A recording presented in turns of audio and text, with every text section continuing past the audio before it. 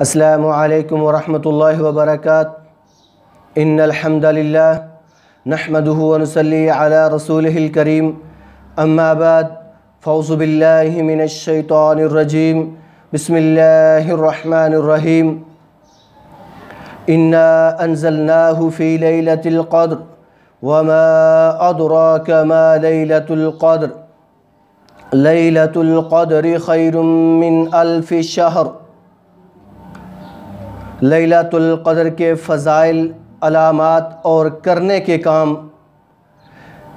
یوں تو پورا مہینہ ہی رحمتوں، برکتوں اور عظمتوں کا مہینہ ہے، لیکن اس کا آخری عشرہ، اس رمضان المبارک کی آخری 10 راتیں، 10 راتوں میں سے 5 تا کی راتیں جو بندہ عبادات کر لیتا ہے، جو بندہ اللہ تعالیٰ کو منا لیتا ہے، یقیناً 84 سال 4 مہینے کی عبادت سے بہتر ہے وہ رات۔ تو اس کی اہمیت کے میں نے 3 دلائل آپ کے سامنے پیش کر رہا ہوں، لیکن میری پوری ویڈیو کو سنیں اور اپنے دوستوں کے اندر اور اپنی بہنوں بھائیوں کے اندر بھی اس کو شیئر کریں، غور کے ساتھ سنیں۔ پہلی دلیل، نبی مکرم صلی اللہ علیہ وآلہ وسلم نے ارشاد فرمایا، ان النبی صلی اللہ علیہ وآلہ وسلم کان یعتکف العشر الاواخر من رمضان حتی توفاہ ثم اعتکف ازواجہ من بعد۔ حضرت عائشہ رضی اللہ تعالی عنہ سے روایت ہے، نبی کریم صلی اللہ علیہ وآلہ وسلم اپنی وفات تک برابر رمضان کے عشرے میں اعتکاف کیا کرتے تھے۔ آپ صلی اللہ علیہ وسلم کے بعد آپ کی ازواج مطہرات بھی اعتکاف کیا کرتی تھیں۔ یہ صحیح بخاری شریف کے اندر روایت ہے۔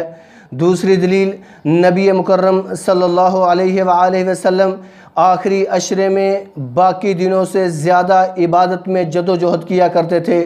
عائشہ رضی اللہ تعالی عنہ سے روایت ہے کہ نبی مکرم صلی اللہ علیہ وآلہ وسلم نے فرمایا، جب رمضان کا آخری عشرہ آتا تو نبی کریم صلی اللہ علیہ وآلہ وسلم اپنا تہبند مضبوط باندھتے، یعنی اپنی کمر کس لیا کرتے تھے، اور ان راتوں میں آپ خود بھی جاگتے اور اپنے گھر والوں کو بھی جگایا کرتے تھے۔ تو اس لیے ہمیں اپنے آپ کو بھی جگانا چاہیے، اپنے گھر والوں کو بھی جگانا چاہیے۔ اس رات کے اندر قرآن کی زیادہ سے زیادہ تلاوت کرنی چاہیے، زیادہ سے زیادہ نفل نوافل پڑھنے چاہیے، استغفار کو بہت زیادہ کرنا چاہیے۔ ام المومنین حضرت عائشہ رضی اللہ تعالیٰ عنہ ارشاد فرماتی ہیں کہ رسول اللہ صلی اللہ علیہ وسلم رمضان کے آخری 10 دن عبادت میں اس قدر محنت کرتے، اور عام دنوں میں بھی آپ محنت کیا کرتے تھے۔ یہ صحیح مسلم کے اندر روایت ہے۔ یعنی کہ یہ بات نہیں ہے کہ صرف ان 10 دنوں میں ہی محنت کرنی ہے، نہیں بھائیو، مکمل رمضان کے اندر محنت کرنی چاہیے۔ تیسری دلیل، آخری عشرے میں ایک رات بہت ہی فضیلت والی رات ہے جسے لیلۃ القدر کہتے ہیں، یعنی عزت و شرف والی رات۔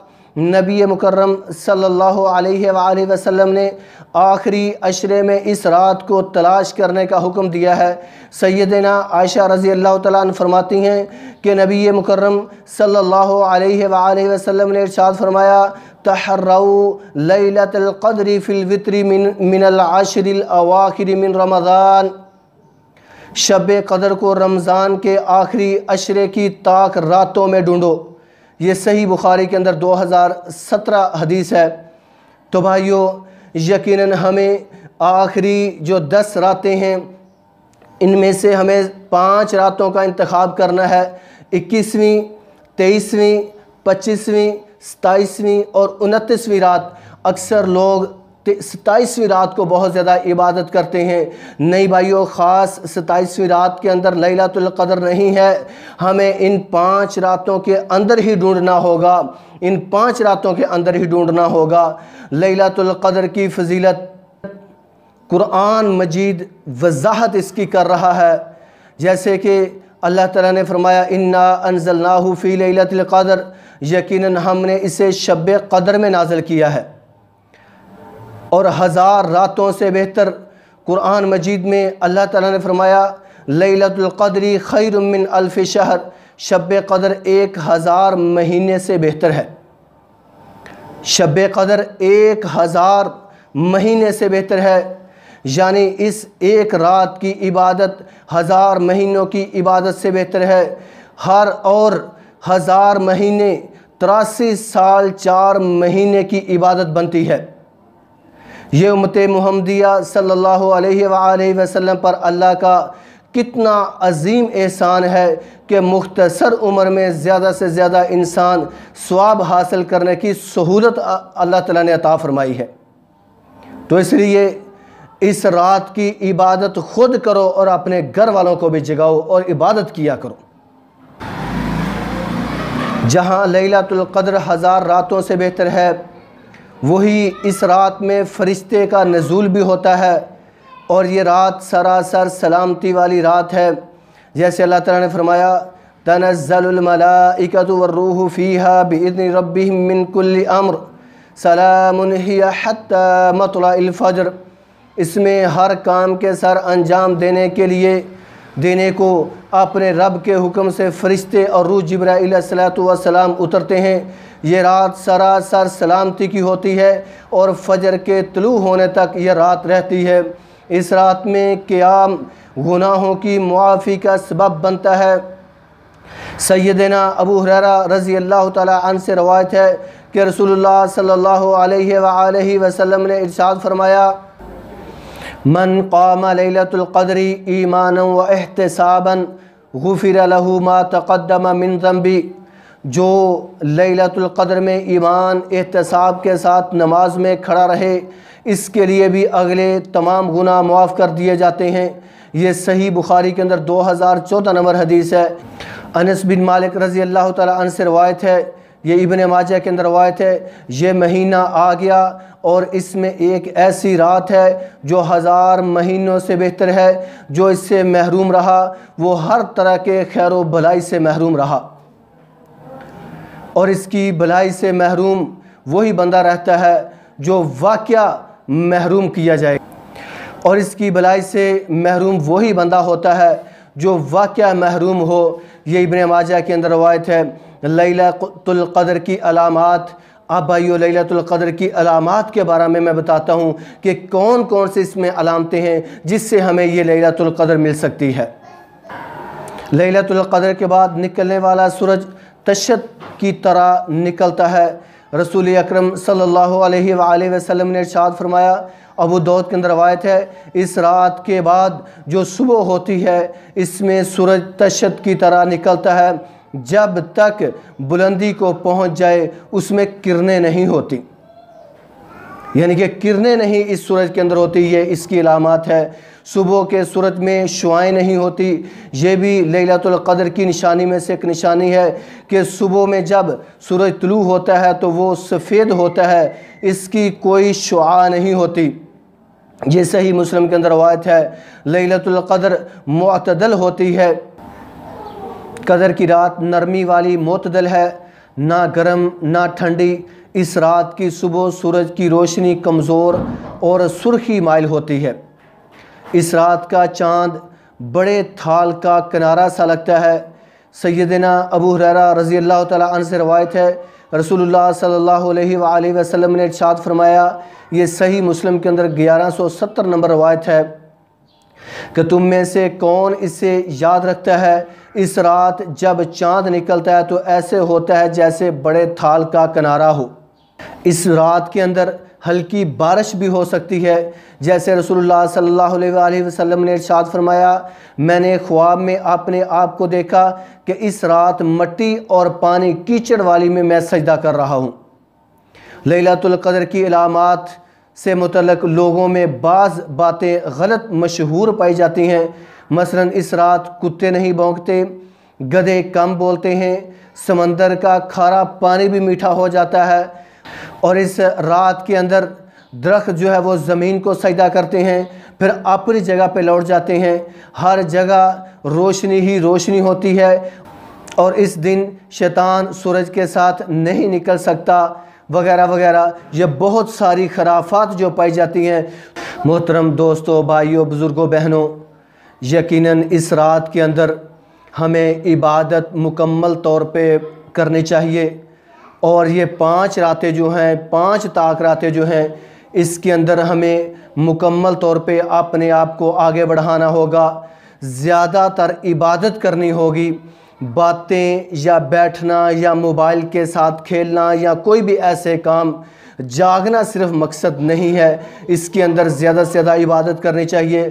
خود نوافل کو زیادہ سے زیادہ پڑھیں، کھڑے ہو کے قرآن کی زیادہ سے زیادہ تلاوت کریں۔ نوافل کے اندر کھڑے ہو کے قرآن اگر آپ کو یاد نہیں ہے تو آپ قرآن کو کھولیں اور آپ نفل شروع کر دیں، لمبی لمبی رکعات پڑھیں، لمبے لمبے سجدے کریں، لمبے لمبے رکوع کریں، اور بھائیو لمبا ہی قیام کریں۔ نبی صلی اللہ علیہ وسلم یقیناً جب قیام کیا کرتے تھے ان کے پاؤں مبارک سوج جایا کرتے تھے۔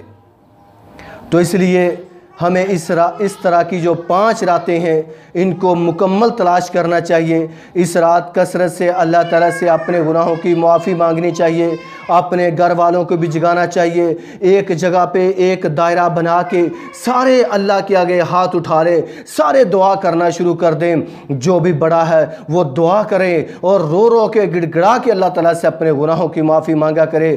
جیسا کہ سیدنا عائشہ رضی اللہ تعالیٰ عنہ فرماتی ہیں کہ میں نے اللہ کے رسول سے پوچھا کہ اگر مجھے یہ معلوم ہو جائے کہ لیلۃ القدر کون سی ہے تو میں اس میں کیا کہوں، تو رسول اللہ صلی اللہ علیہ وسلم نے ارشاد فرمایا، اللہم انکا عفو کریم تحب العفو فاعف عنی۔ یہ دعا بار بار پڑھا کرو۔ نبی صلی اللہ علیہ وسلم نے ارشاد فرمایا، ترمذی کے اندر 3513 نمبر یہ روایت ہے، اللہم انکا عفو کریم تحب العفو فاعف عنی۔ اے اللہ تو عفو درگزر کرنے والا مہربان ہے اور عفو درگزر کرنے کو تو پسند کرتا ہے، اس لیے تو ہمیں معاف درگزر کر دے۔ اس دعا کو بار بار پڑھو، اس دعا کے ساتھ بھائیو اللہ تعالیٰ سے اپنی بخشش طلب کیا کرو۔ دوبارہ سنیں، اللہم انکا عفو کریم تحب العفو فاعف عنی۔ تو بھائیو یقیناً جو رات کو مجالس مساجد کے اندر اپناتے ہیں، شب بیداری کی مجالسیں کرتے ہیں، اس کے اندر زیادہ تر وہ جلسے جلوسوں میں ہی وقت گزار دیتے ہیں، وہ عبادت کے اندر وقت نہیں گزارتے۔ تو بھائیو جو بات آپ کو میں نے سمجھا دی، اس بات پہ عمل کرو، اپنے دوستوں کو آگے پھیلا دو، اس میں خود عبادت کرو، خود عبادت کرو، اللہ کو خود رو رو کے گڑ گڑا کے معافی مانگو، اللہ کے آگے دعا کرو کہ یا اللہ یہ کرونا جیسی وبا کو ہمارے اندر سے نکال دے، ان کو اللہ یہ اس دنیا سے ختم کر دے۔ اس میں بہت ممالک، انڈیا جیسے ممالک بہت زیادہ اس میں وہ ملوث ہو چکے ہیں، یا ہر ملک اس میں ملوث ہو چکا ہے، یقیناً لوگوں کا آنا جانا اس میں پریشانیاں بن چکی ہیں۔ اے اللہ ہمیں معاف کر دے، اے اللہ جو لوگ پریشان حال ہیں ان کی پریشانیاں دور فرما دے، جو مقروض ہیں ان کے قرضے یا اللہ یہ جلدی جلدی ادا ہو جائیں، اور اے اللہ جو نیک اولاد سے محروم ہیں، جو نرینہ اولاد سے محروم ہے، اے اللہ ان کو اولاد نصیب فرما۔